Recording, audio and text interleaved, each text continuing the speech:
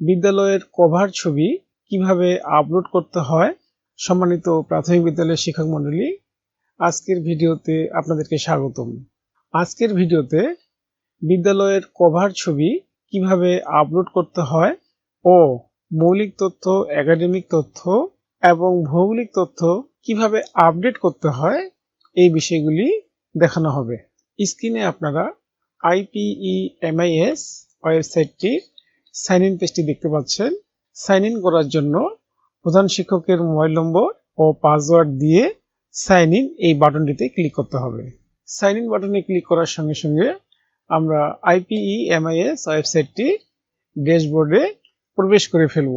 তারপর আমরা হাতের বাম পাশে অনেকগুলি অপশন দেখতে পাবো। এখান থেকে আমরা বিদ্যালয়ের তথ্য এই অপশনটিতে ক্লিক করব। বিদ্যালয়ের তথ্য অপশনটিতে ক্লিক করার পর আমরা এই পেজটিতে চলে আসব। এখানে দেখতে পাচ্ছি প্রথমেই কভার ছবি আপলোড করুন। কভার ছবি আপলোড করার জন্য আমরা এখানে ক্লিক করব। এখানে ক্লিক করার পূর্বেই আমরা যে কভার ছবিটি আপলোড করতে চাচ্ছি সেটা অবশ্যই আগে থেকে কম্পিউটারে প্রস্তুত করে রেখে দিব। আমি এখন এখানে ক্লিক করব। তারপর আগে থেকে প্রস্তুত করে রাখা কভার ছবিটি আমি এখান থেকে সিলেক্ট করে দিব এবং ওপেন বাটনে ক্লিক করব।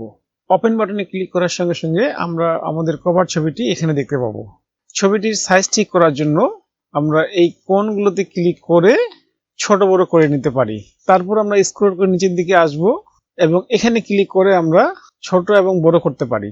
আমি আমার প্রয়োজন অনুযায়ী ছবিটি বড় করে নিচ্ছি এবং ছবিটিকে চিপে ধরে আমরা এভাবে সরিয়ে নিতে পারি। আমার সুবিধা অনুযায়ী আমি ছবিটিকে ঠিক করে নিচ্ছি। আপনারা আপনাদের সুবিধা অনুযায়ী ছবিটির সাইজ ঠিক করে নেবেন। আমার প্রয়োজন অনুযায়ী আমি ছবিটি ঠিক করে নিলাম। তারপর আমি ঠিক আছে এই বাটনে ক্লিক করব। আমরা দেখতে পাচ্ছি আমাদের কভার ছবিটি। আমার বিদ্যালয়ের কভার ছবিটি আপলোড করা শেষ। এখন আমার কাজ হলো ড্রাফট করুন এই বাটনটিতে ক্লিক করে সেভ করে রেখে দেওয়া। আপনারা দেখতে পাচ্ছেন বিদ্যালয়ের আপডেট তথ্যগুলো ড্রাফট করা হয়েছে, অর্থাৎ আমি যে ছবিটি আপলোড করলাম এটা IPEMIS সফটওয়্যারে সেভ হয়ে থেকে গেল। এরপর আবার আমি বিদ্যালয়ের তথ্য ফিরে যান এই বাটনে ক্লিক করব। তারপর আমরা স্ক্রল করে একটু নিচের দিকে আসব। এখন আমাদের কাজ হচ্ছে বিদ্যালয়ের মৌলিক তথ্য আপডেট করা। মৌলিক তথ্য আপডেট করার জন্য আমরা এখানে ক্লিক করব।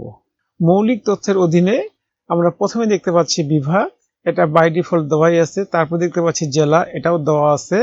তারপরে দেখতে পাচ্ছি উপজেলা বা থানা, এটাও আমরা দেখতে পাচ্ছি দেওয়া আছে। ইউনিয়ন বা ওয়ার্ড, এটাও দেওয়া আছে। তারপর দেখতে পাচ্ছি ক্লাস্টার, এটাও দেওয়া আছে। বিদ্যালয়ের ধরন এখানে দেখতে পাচ্ছি এটাও দেওয়া আছে। বিদ্যালয়ের গ্রেড, আপনি আপনার প্রয়োজন অনুযায়ী এই ড্রপডাউন মেনুতে ক্লিক করে বিদ্যালয়ের গ্রেড সিলেক্ট করে দিবেন। তারপরে দেখতে পাচ্ছি বিদ্যালয়ের নাম ইংলিশ, এটা দেওয়াই আছে। বিদ্যালয়ের নাম বাংলা, এটাও দেওয়া আছে।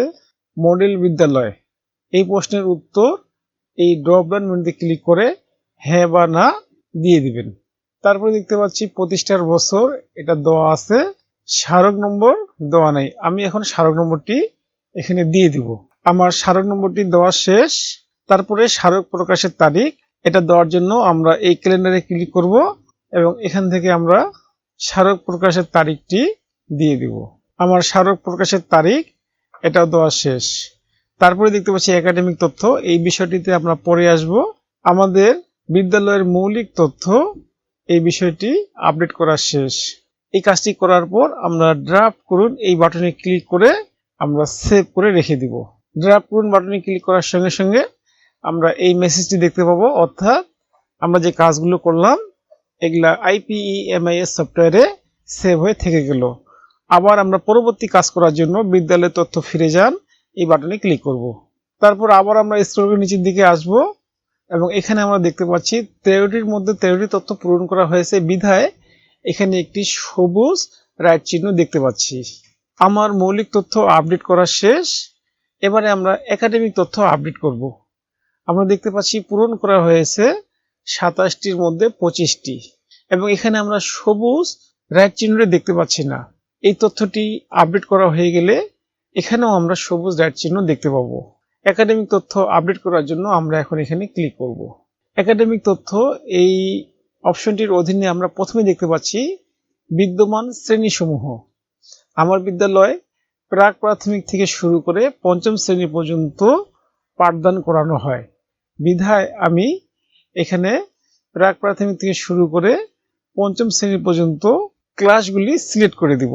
আপনার বিদ্যালয়ে যদি অষ্টম শ্রেণী পর্যন্ত পাঠদান করানো হয় তাহলে আপনি এই অপশনগুলি সিলেক্ট করে দিবেন। তারপরে দেখতে পাচ্ছি পাঠদানের মাধ্যম। আমার বিদ্যালয়ে পাঠদানের মাধ্যম হলো বাংলা মিডিয়াম, বিধায় এখানে বাংলা মিডিয়াম আমাদেরকে সিলেক্ট করে দিতে হবে। তারপরে দেখতে পাচ্ছি একাডেমিক কার্যক্রম চালু। এই প্রশ্নের উত্তর দেওয়ার জন্য আমরা এই ড্রপডাউন মেনুতে ক্লিক করব এবং প্রয়োজন অনুযায়ী আমরা উত্তর দিয়ে দিব। তারপরে সহশিক্ষা কার্যক্রম, ঠিক পূর্বের মতো আমরা এই ড্রপডাউন মেনুতে ক্লিক করব এবং প্রয়োজন অনুযায়ী আমরা আমাদের উত্তর দিয়ে দিব। তারপরে দেখতে পাচ্ছি গ্রেড নির্ধারণের সন, এটা আমরা এখানে লিখে দিব। বিদ্যালয়ের নাম হলো, এই তথ্যটি দেওয়ার জন্য আমরা এই ড্রপডাউন মেনুতে ক্লিক করব এবং প্রয়োজন অনুযায়ী আমরা আমাদের উত্তরটি দিয়ে দিব। মৌলিক তথ্য প্রদর্শিত হয় বা হয় না প্রশ্নের উত্তর আমরা এই ড্রপডাউন মেনুতে ক্লিক করে দিয়ে দিব। রেজিস্ট্রেশন নিবন্ধনের সন, এটা আমরা এখানে লিখে দিব। বিদ্যালয় ব্যাংক অ্যাকাউন্ট নম্বর, এটা অবশ্যই আমরা সুন্দর করে দেখে দেখে লিখব, এটা একটা গুরুত্বপূর্ণ বিষয়। তারপরে দেখতে পাচ্ছি বিদ্যালয়ের ব্যাংকের নাম, আমরা এই ড্রপডাউন মেনুতে ক্লিক করে ব্যাংকের নাম সিলেক্ট করে দিব। তারপরে দেখতে পাচ্ছি স্লিপ কার্যক্রম, আমরা এই ড্রপডাউন মেনুতে ক্লিক করে বিদ্যমান নয় যেটি প্রয়োজন সেই উত্তরটি সিলেক্ট করে দিব। তারপরে দেখতে পাচ্ছি স্কাউট অথবা কাপ কার্যক্রম, বিদ্যমান নয় আপনার বিদ্যালয়ের প্রয়োজন অনুযায়ী সিলেক্ট করে দিবেন। কাপ দলের স্টক, এটাও আমরা এই ড্রপডাউন মেনুতে ক্লিক করে বিদ্যমান অথবা বিদ্যমান নয় এই প্রশ্নের উত্তর সিলেক্ট করে দিব। সোশ্যাল অডিট আছে নাই ইত্যাদি বিষয়গুলো এই ড্রপডাউন মেনুতে ক্লিক করে সিলেক্ট করে দিব। একাধিক শাখা, এটা দেখতেছি সিলেক্ট করা নাই, আমরা এই ড্রপডাউন মেনুতে ক্লিক করব এবং বিদ্যালয়ের প্রয়োজন অনুযায়ী আমরা এটা সিলেক্ট করে দিব। তারপরে দেখতে পাচ্ছি ইনোভেশন কার্যক্রম, থাকলে আছে না থাকলে নাই সিলেক্ট করে দিব। প্রতিবন্ধী বিদ্যালয়, হা না যেটা উত্তর হয় সেটা দিয়ে দিতে হবে। এসএমসির সভাপতির যোগ্যতা, আমরা এই ড্রপডাউন মেনুতে ক্লিক করব এবং এখান থেকে আমরা এসএমসির সভাপতির যোগ্যতা সিলেক্ট করে দিব। তারপরে এসএমসির সভাপতির নাম আমরা এখানে লিখে দিব। বিদ্যালয়ের ইমেল যদি থাকে আমরা এখানে দিয়ে দিব। বিদ্যালয়ের ফোন নম্বর যদি থাকে আমরা এখানে দিয়ে দিব। অনুমোদিত পদ সংখ্যা, অবশ্যই এটা একটা গুরুত্বপূর্ণ বিষয়, এটা আগে থেকে সিলেক্ট করা আছে। তারপরে দেখতে পাচ্ছি 1500 স্কুল প্রকল্পের আওতাভুক্ত, যদি হয়ে থাকে হ্যাঁ, না হয়ে থাকলে না।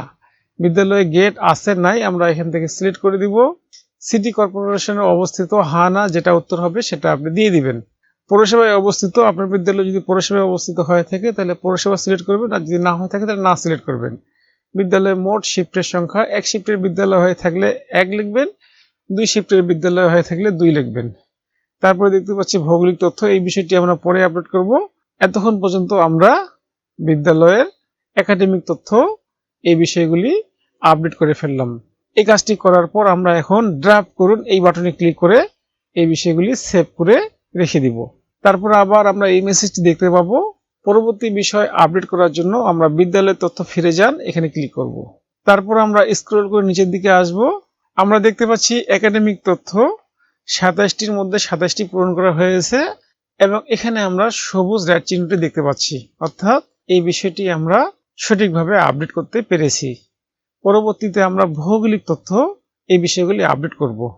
এখানে আমরা দেখতে পাচ্ছি পূরণ করা হয়েছে 14টির মধ্যে 14টি, অর্থাৎ এই বিষয়টি আগে থেকেই আপডেট করা আছে। বিষয়গুলি যদি ভুল থাকে শুদ্ধ করে দিব। আমরা এখন এখানে ক্লিক করব।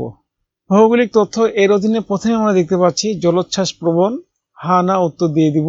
সাইক্লোন প্রবণ, দেওয়াই আছে উত্তর। বন্যা প্রবণ, এটার উত্তরও দেওয়া আছে।